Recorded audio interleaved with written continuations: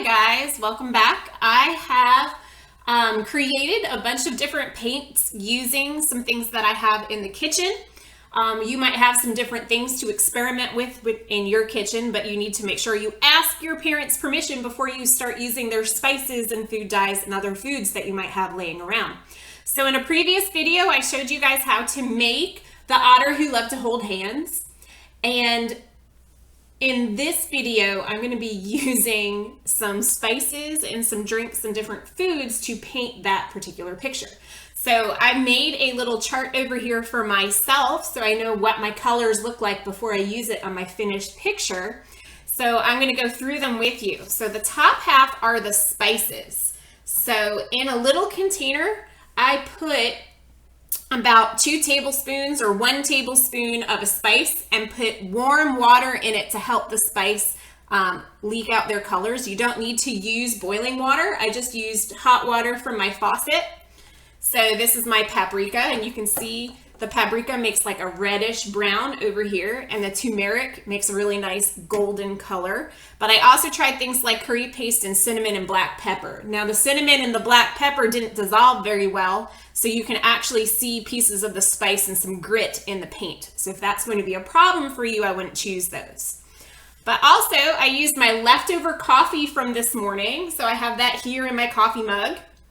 It's just regular brewed coffee. It is lighter, so if you are brewing coffee just to make this, I would make it a little bit more concentrated.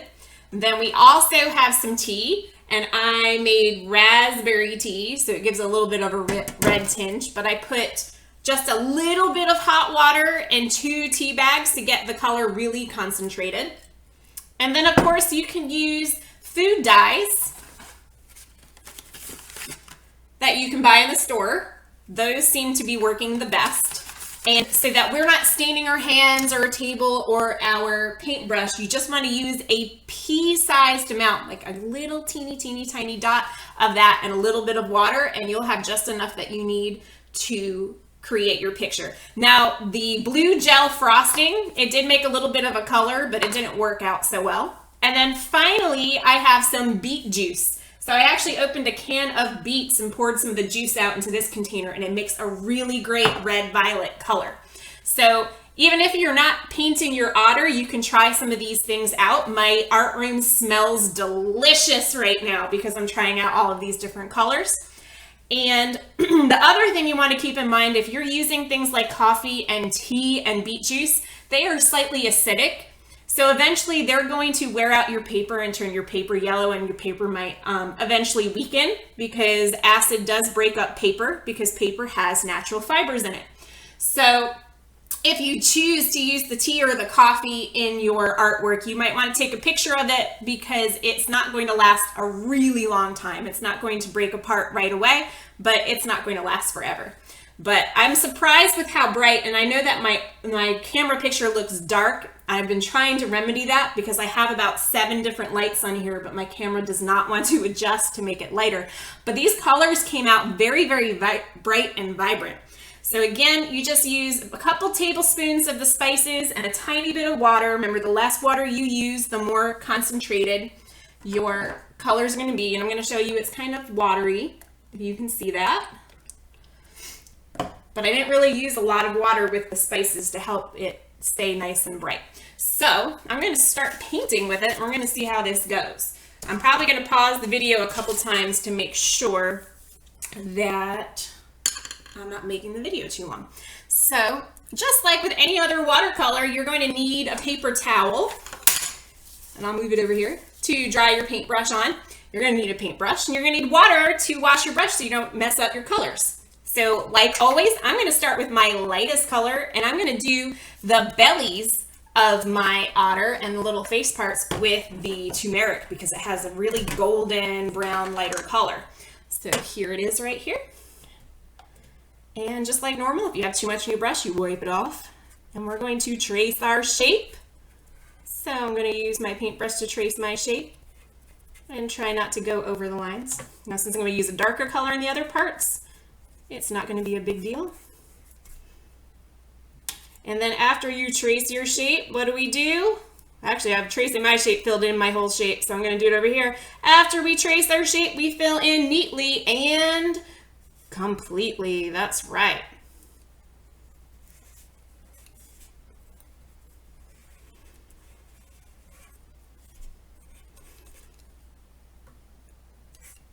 And I'm sure that when you guys look around your kitchen, and again, we're asking our parents' permission, you might find some other things that can make some great colors. Just as we're talking about using these spices, vegetable dyes have been used for thousands of years. So there's dyes that have been made from carrots, from dandelions actually outside, from different grass and leaves. If you think about it, if you can mash up some grass, grass stains your clothes, so it might stain your paper too. Now this is a stain that we want to happen because we want our paper to stay this nice color and not the grass stains that we normally get on our clothes. And actually you could probably make paints from some soil and clay that you have in your yard as well. But right now I'm just showing you how to make some things in the kitchen. But if you guys experiment and make some other dyes from other things you see, make sure you show me so I can see what things you made and different colors you could create. All right, so I finished with my lighter colors. So I'm going to wash my brush, and I think I'm going to go ahead and do the blue background. But since my blue frosting didn't make much of a dye like I thought it would, I'm going to go ahead and add some food coloring to it. And you guys can watch that because that dye did not turn out as well as I thought. And if you notice, as I've been painting right over my black crayon that I have traced my drawing with. And because I've traced over it, traced over my drawing with the black crayon, it doesn't, the spaces and the paint doesn't stick to it. It just glides right over it. So again, I'm going to go in with my food dye and I'm going to trace my shape like normal. Now, this is watercolor. So a lot of you try to make your colors really, really bright with watercolor, but remember, watercolor is supposed to look soft and peaceful most of the time, and the colors don't have to be so bright. So don't worry if your colors don't come out bright like they would with a marker or a crayon. Okay, so I'm going to pause the video and I'm going to keep painting my blue, and then I'm going to show you guys what I'm going to do next.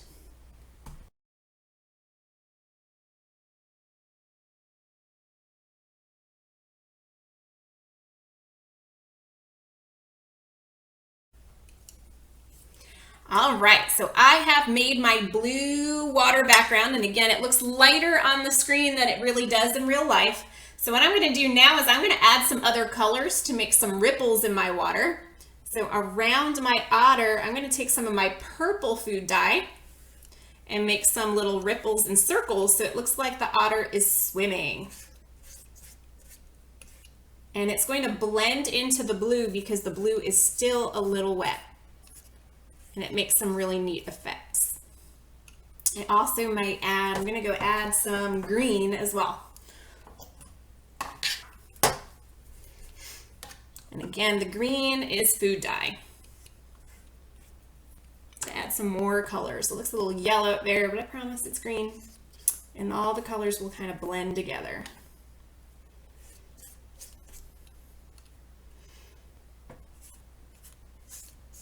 All right, so now I'm done with that. I'm going to add to my otter, and that will be my last step for painting. So for my otter, I'm going to be using my coffee, my leftover coffee from this morning, to paint that dark brown. And then I can start to add some other colors into it so I can get multi-levels of color by putting some of the paprika and other things in it because it is very, very light. Add some of the, what is that? That is my cinnamon. Oh no, this is chili powder. Ooh, the chili powder that I thought was going to turn out red is very, very brown. Maybe I have old chili powder. And again, you're going to see some of the spices that, some of the parts of the spices that don't dissolve, and that's all right. We're experimenting. Yeah, I like that a little bit better than my coffee.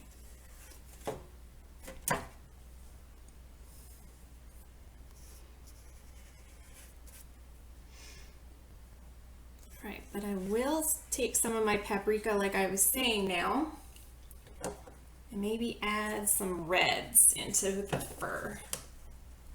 Ooh. And see what that looks like. So spots that I missed, I'm going to add some red tones in there.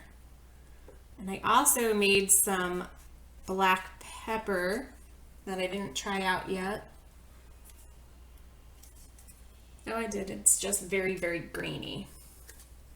Let's see if I can get some darker browns with that. Oh.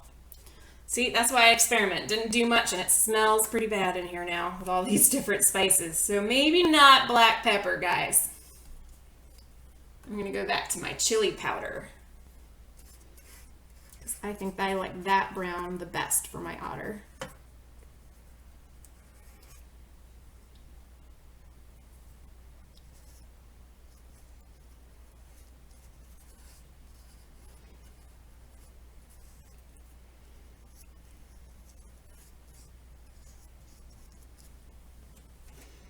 And actually, I thought the food dye would stain my paintbrush. It does not seem to be doing that. So you guys can feel pretty safe using your brushes at home and not having them stained at all. And guys, I'm trying to be real careful around where things are still wet, because you know that the watercolors tend to invade each other when you paint something wet next to something wet, and you can see that happened over here. Normally I would let these colors dry a little bit before I put another color next to it, but to save time, I'm not doing that, because you guys don't want to watch me paint all day. You guys want to paint yourselves, right? All right, so now I'm going to start doing the baby, and then my otter will be done.